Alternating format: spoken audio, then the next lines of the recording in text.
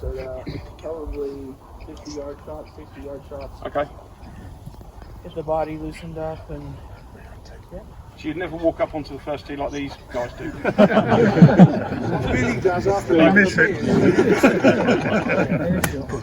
What you like after 15 pints the night before, and then walk like these guys do.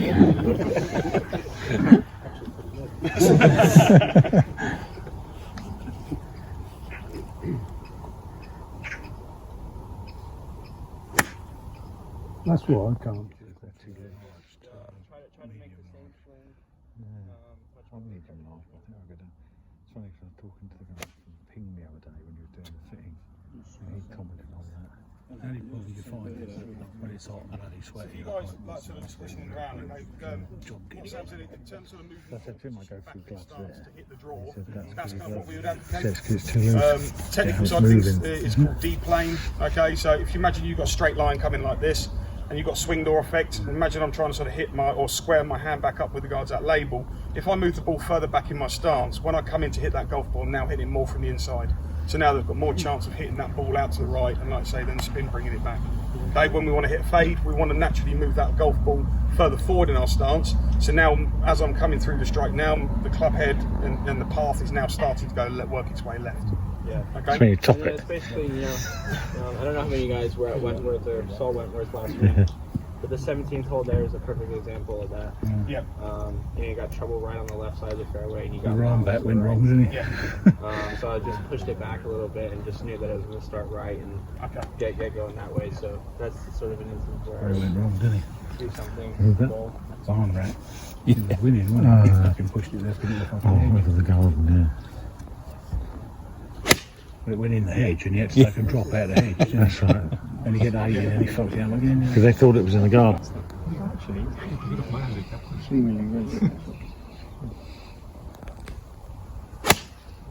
That's better. Well, it's still good. And at this point, sort of like when you're just warming up, as opposed to when you're kind of, having a lesson or whether you're sort of working on anything like that, what sort of thoughts are you thinking? Anything sort of technical or anything along those lines? No, No. literally just warming up, just Okay. getting So ready you're literally to just go. warming up, looking at target and just reacting to Yeah, target. yeah. See target, hit target, basically. Okay, because again, a lot of guys, if they've had a lesson during the week, that might be the first Yeah. time their warm up becomes their practice session / warm up / everything else. If it doesn't feel right, I'll try to figure that out. But for the most part, it's just see target, hit target, and Yeah.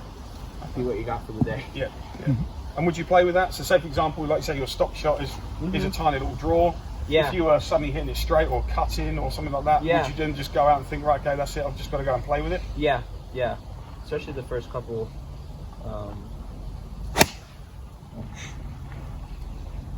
Especially the first couple as you sort of get into the round. And, Yeah.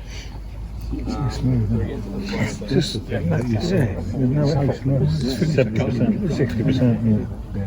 It's different. There's no effort. It's all about the contact. Yeah, it's getting in the sweet spot. It's just spending time. Yeah.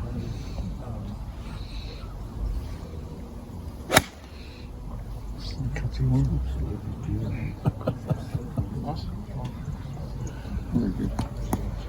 So from a swing point of view, anything you've been sort of working on, any feel you've got? Yeah, just trying to give myself a little bit more time on the way back, just get more right, and not as much. Give myself a little bit more width on the way down. Yep. So that's a constant thing for me, is I love to get this way. Okay. Just get trapped. Yeah, just get trapped, and it causes all sorts of problems. Yep.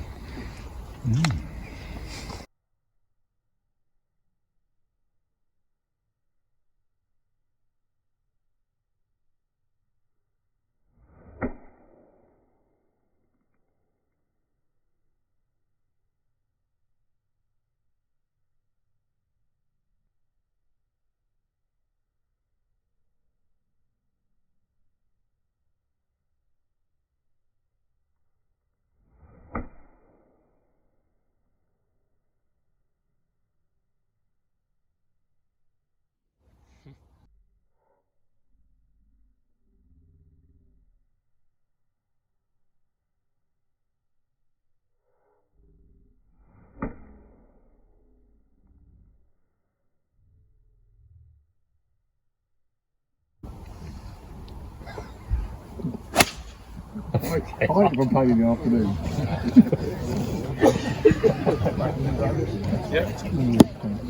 Seems like you. Yeah, it's true. His are out of the way. Marco's not in today. I'm a fan.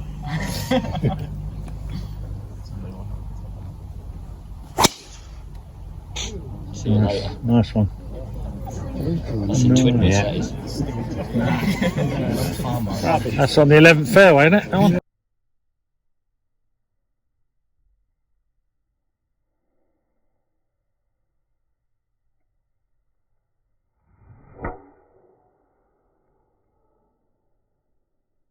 Just normal. Okay, just like fairway finders.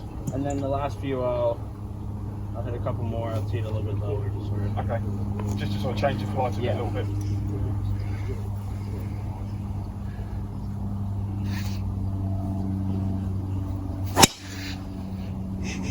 That's a fantastic shot. Probably put a blanket on it. That one. No, they're a little bit. They're pretty good. Well, we've got a bit of a right to left wind, haven't we? Now, obviously, just pegging the ball down a little bit now on this one, just to what, just to get the flight a little bit flatter. Yeah. And he's got a bit of an uphill lie as well, hasn't Just like a squeeze it out there, just sort of not as much. There's not as much on it usually. So for you to like hit like a little cut with this, Yeah. you would peg it down lower. Peg it a little bit down lower. Obviously, a normal shape is just a little draw. Yeah. So you hit high for the draw, Yeah. and lower, a little bit lower down for the fade. Yeah, just sit down and more just sort of get it going this way.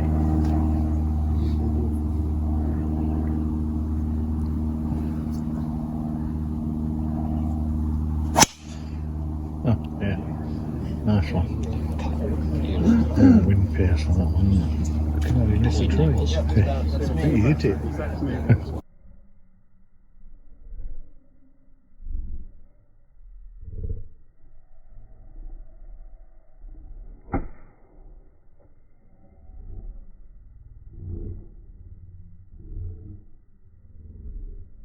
Do this, I'll tell Sam why he does this, okay? It's just to sort of, after pumping it up there, like I say, you work up. So obviously when he started off his club head speed, and if we had Trackman here, which could have actually, we would have seen his club head speed with his wedges would have been, what's your club speed wedge?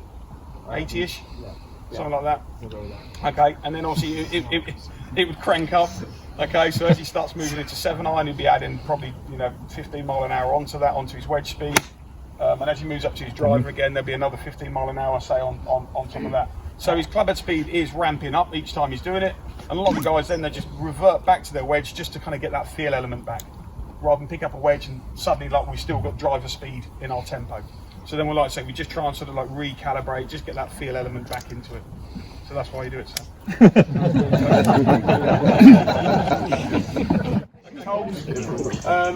The idea is that we're going to play kind of like a stroke play golf ball. So we're going to play 2 golf balls. One as if we were playing a tournament stroke play. One as if we're going to hit it match play. So one aggressive, one obviously trying to get our way around. So we're going to go with 225 first. Okay. And just try and get it where that right into the ground. Straight out. Not really. Nice.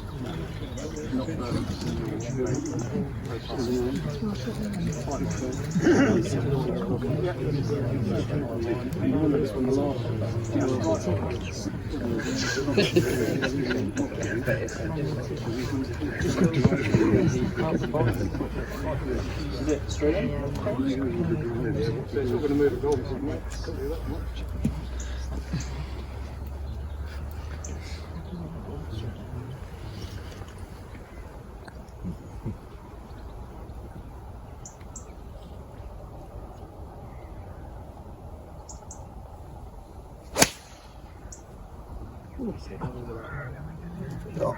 Great shot. We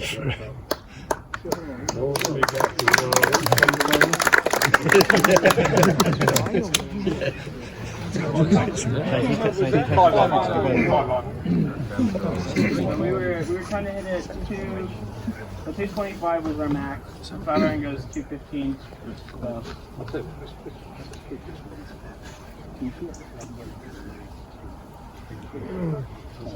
The slope up here, guys, just so you know, like where we've got that way marker on the right-hand side where the hedge is, to reach that point, obviously from point to point, it's 225. Because of the slope, in addition to that adds about another 20 yards. So it's around about sort of like 250-ish to knock it level with that slope. Okay, so obviously coming up here, vice versa, we come back down the 18th. So the slope, the 200-yard plate on 18 actually only plays because of the downward slope there, only actually plays about 180.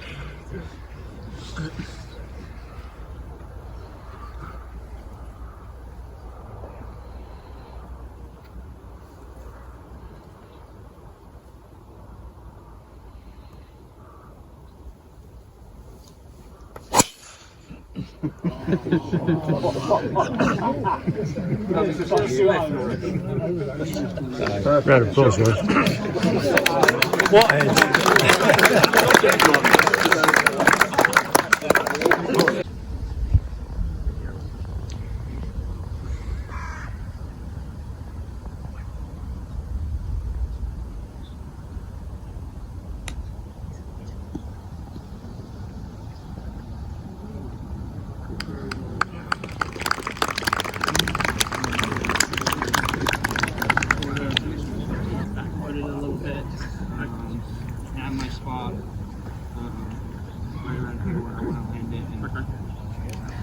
So you see this ball landing sort of very low, just on the green, and then releasing the rest of its way. Yeah. So it's kind of like your sort of traditional kind of chip and run shot. Yeah. You got your feet very close to the Very close. Okay, good. Why don't you do that?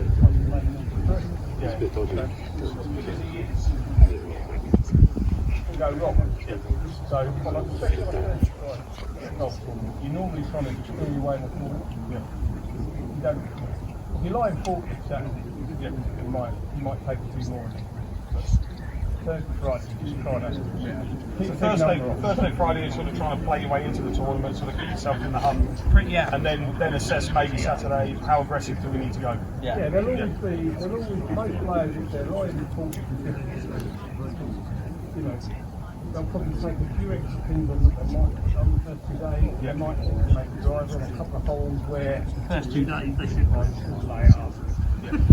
You're looking to try and make the ground, aren't you? Yeah.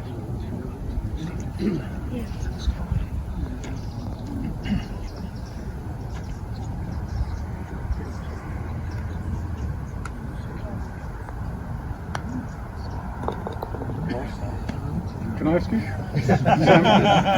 Sam? Yeah.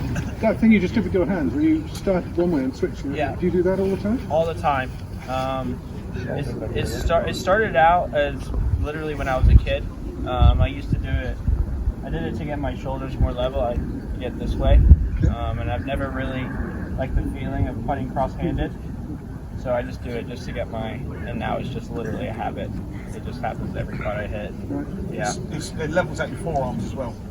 So when you take your set up here, when you get your left hand low, a lot of guys, when they kind of sort of put right hand kind of sort of on top or right hand lower like that, the right forearm protrudes, the right shoulder protrudes. So when we see people who kind of sort of like their putting stroke tends to kind of go out to in, or they tend to flare the face too much, that happens. So a lot of guys who putt left hand low like that, the forearms naturally sit more level. Then from here, if we then just sort of set the right arm down below, I'll go and repair your fish mark.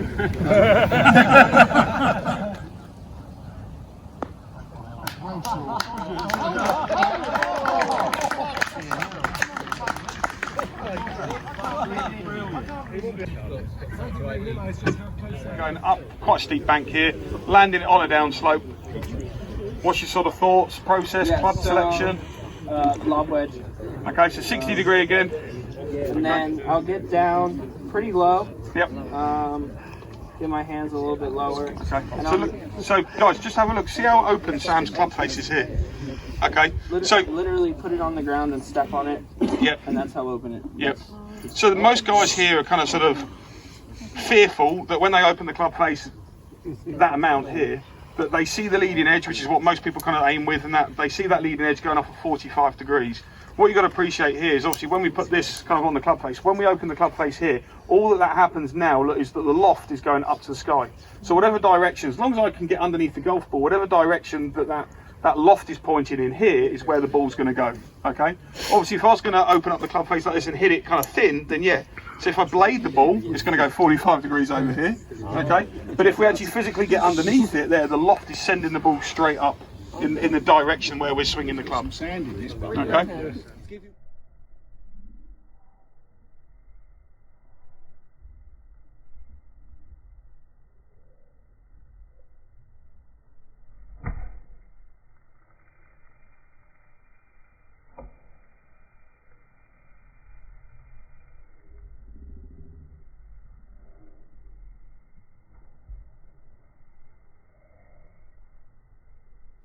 Stay left. You gotta keep, well, when you get your weight going right, it's just gonna lead to a lot of problems. You're gonna bottom out and it's just gonna go really bad. You get batters for it. So I try to keep my weight probably 80% on the left side. And then it creates obviously more of an up and down. You can get to the back of the ball, get more spin on it and stuff like that. So yeah. And do you try and feel that you keep sort of centered then? So like when you're standing here and you've got your sternum kind of here. Yeah. So the sternum, basically it's just swing around here. yeah. So the sternum will be opposite, kind of like the point where he's looking to kind of make contact with the sand.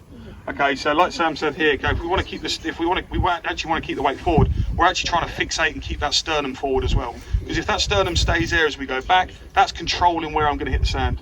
If that sternum drifts, then yeah, like Sam said, we're going to bottom out and hit the ground before the ball. And where's the feet like, the line of the feet? Where are you aiming, Sam? Dead at the pin. Dead at the pin with your feet? With the line of your feet? Yeah. I find that, Because they often teach you to aim, I don't know, they often say aim left, don't they? yeah, so when That's quite old school method. So when yeah. I find that I aim left, I find that it comes That's out. what I'm wrong. I find that when I aim left, the strike isn't as consistent. Okay. And obviously it puts a lot more cut spin on the ball, Okay. which you don't really want. So if anything, I try to feel like I'm drawing it more underneath the sand, just sort of this move. And then yeah, hopefully it goes as planned.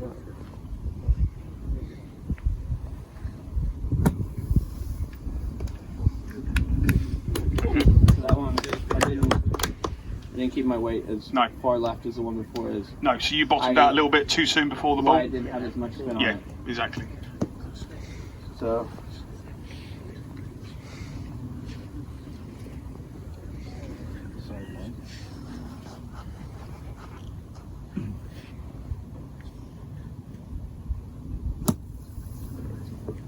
Oh. Very good. Very nice. You can tell a lot by the divot of a bunker shot too. Like this is more rounded. Yep. Whereas this one I bottomed out and it's a lot longer here. Yep. So you're looking for more of that shorter, more circular shape. So. Yep. You got more of a flat lie here and not as much into the wind. It's more up the right here. So this is just a stock wedge number, and just know that the wind's just gonna drift it a little bit left when it's coming down. So we're hitting, again, front pin location, so we're hitting a full shot. We want the ball to go high and stop very quick. So we know obviously when we're hitting that and we're hitting it flat out, it's going to go a little bit higher, it's going to stop quicker. It's also going to move a fraction more right to left because we are moving it just that hair back in our stance. Okay?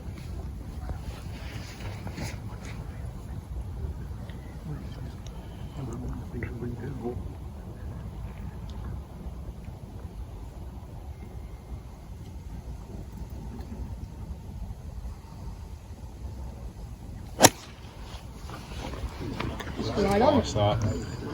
Get Beat it it, on. number. Beat it. Oh. Yeah, shot.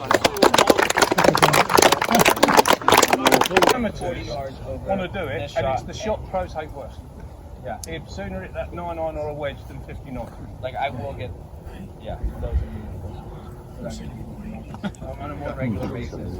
It's a harder shot. It's a harder shot. It's a lot more feel. So what we can do then, so given obviously, like, so we know it's a front pin, we know we don't want the ball to come in that low. Yeah. But obviously we know because it's only 59 yards, we haven't got a club that hits 59 yards, so we're going to have to manipulate something and take a lot of yardage off. So I'm gonna try to land this around the front edge, knowing that if it lands just short, it's gonna pop up anyways. Yeah. And then, yeah, what is 5 on? So hit like so is this 60 degree? yeah, lob wedge. I'm gonna open it up a little bit, just so I don't quite get as driving front Okay.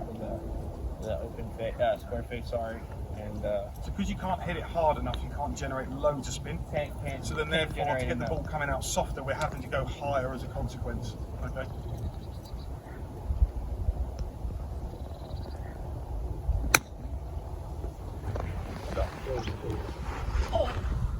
Sorry, I just carried it. Did you see that? Yeah. I would take that all day long from here. Gotta open it up, so obviously the green's all going down and away to the right. So, obviously in the rough here, it's gonna open it up quite a bit. So similar to what you did on the bunker shot. Yeah, very Yes, the similar. face is very, very open. Yeah. Keep my weight left again, just so that the club doesn't bottom out. Yeah. And I'm gonna land it. Try to land it 4 feet on the green there. To the left, and Yeah. pretty high.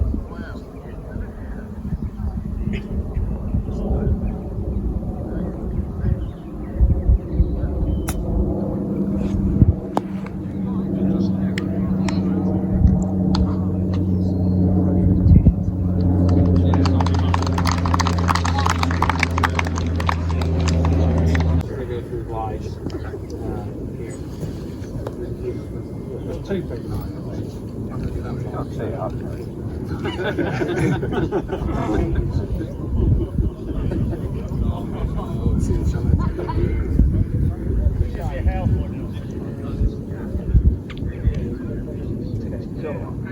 So for me, these 3, you gotta play these 3 completely differently. For me, this one would be the hardest shot out of all 3. I'm gonna lie. Just because there's not, when I sit this down, Yeah. it's more hard pan right underneath the ball, whereas here, there's a little bit more cushion underneath it. So notice guys, just this is something you guys can kind of learn from. First thing Sam's done on these 3 golf balls here, he's put the leading edge, that sharp corner there, down behind the golf ball. So the first thing he's doing now is kind of sort of looking there, he's seeing where that leading edge is in relationship to the bottom of the golf ball. Can he get below it? Can I get height, in other words? When I put it down here, like you said, there's a half pan lie there, so I can't get that club isn't going down as low below the golf ball as what that one is. So instantly we know that that one's going to come out a damn sight higher than that one is. Okay? What when the grass is lying towards you? Yep. So like, sort of That one, yeah. yeah, sort of like this one. So where you're going to get sort of grass in between there, and obviously the grass is growing into. Yeah. So the first thing obviously we think of is how's that club going to react when we're hitting through that shot. Okay. So obviously the grass growing into is going to naturally slow the club down. Yeah. Okay. It's actually It's going gonna to come slack out the club dead. as well. So yeah. 99% of the time it's going to come out. We're going to find It's just having a confidence to hit it. Yeah. And there's different shots that you can play to When there's a load of sort bushes over there. counteract that. So I'm gonna play these pretty similar. So we're gonna open the face on all of these, and try to just pitch it 3-4 feet onto the green there. So I get in here. This is obviously more of a fluffy lie, so I'm not gonna get as much left on this one as I would that one, say. But just making a smooth swing. Not do that. Good result from 4 shots. I'd say it's gonna vary on each ball.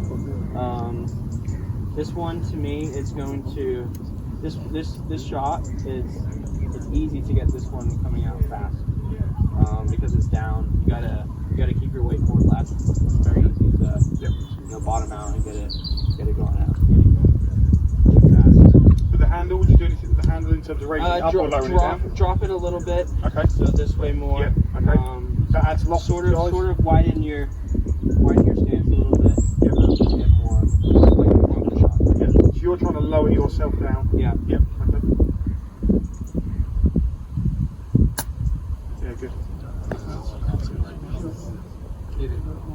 So like Sam said, okay, because that ball was sitting down that little bit more, like you say, it's come out there so a little bit hot. Yeah. So the first thing I do when I have a shot around the green is I'll pull a wedge, normally lob wedge, and I'll put the club down. You know, Nick will put the bag there. I'll grab this. I'll go like this, find the ball, and then I'll walk up there so I can see what's going on and sort of have a good idea of what shot I'm going to play and where. So you assess the lie first, then you go up there and work out how that ball's going to react, knowing what that lie is going to do. Yeah, because it's going to come out with different spin, or obviously more check, less check, depending on the lie. So sure. So this one, this is a little bit more clumpy around the ball, so I'm going to open this one up a little bit more. Yep. Just so that it doesn't shot. Turn over? Yeah, Yep. just so that the heel doesn't drag and come out left and low. Sure. So this just sort of hold this angle a little bit, and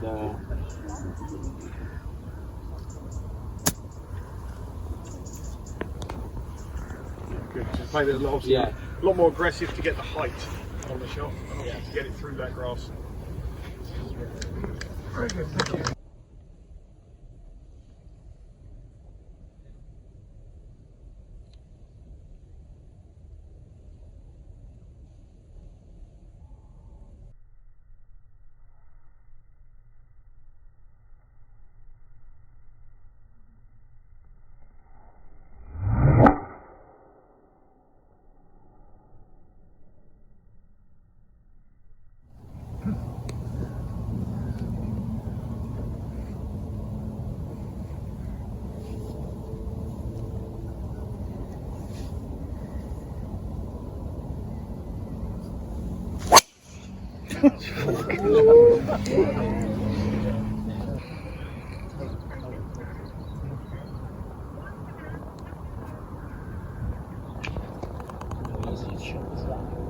let that go.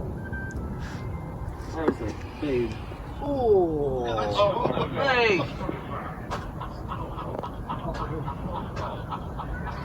I ain't seen anyone stop it on that green ever like that.